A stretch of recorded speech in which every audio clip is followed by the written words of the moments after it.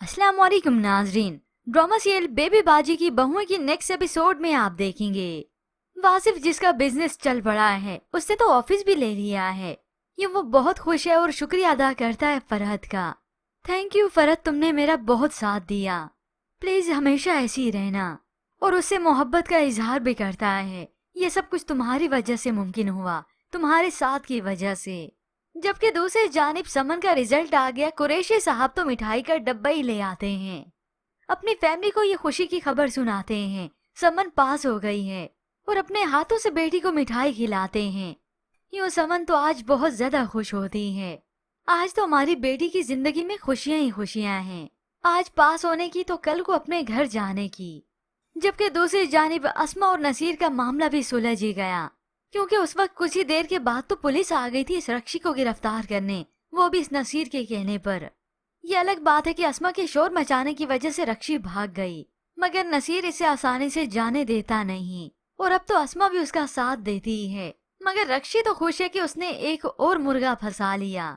बस अब की बार तो इसे ही जिबा करना है। बहुत अमीर कबीर ये शख्स होता है नसीर, जो कि इसका पीछा तो करता है। और आते आते उसके पीछे एक ऑफिस में आ गया, जहाँ पर ये रक्षी अपने नाम मकान करवा रही थी। तो बस फिर नसीर पहुंचा और पुलिस भी पहुंच जाती है इस रक्षी को गिरफ्तार करने। तो नसीर इंस्पेक्टर से दरखास्त करता है, इस औरत ने बहुत से लोगों के जज्बात के साथ खेला है, इसे आसानी से मत छोड़िएगा। यूं इस रक्षी का खेल तो तमाम हो जाता है। वो जो इस नसीर को काफी इजी ले रही थी, अब उसे मालूम हुआ कि वो फंस कहाँ गई। यूं तो इस रक्षी का खेल हुआ तमाम, ये गिरफ्तार हो जाती है। जबकि दूसरी जानिब उधर फुप्पो को तो अपनी ही पड़ गई। जब बच्चों के कमरे में आती है, आशी का पूछती है। आशी कमरे में भी नहीं, घर में भी नहीं, मगर ये आशी तो सबसे छुपकर चली जाती है।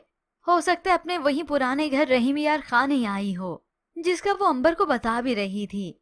और जेल से बाप भी रिहा हो ही गया हो, क्योंकि मंजर आम पर इस सायरा का शोहर आएगा तो ही तो कुछ बात बनेगी, वरना आजरा तो बहुत ज्यादा परेशान है कि इस बुढ़िया को मैं घर से कैसे निकालूं। माँ को तो कहती है किसी पीर बाबा से पूछो, इस फुप्पो ने तो मेरी नाक में दम किया हुआ है। और उधर सायरा है जो जमाल पर डोरे डाल रही है, जमाल से डिमांड करती है कि उसे बाहर घुमाने ले जाए।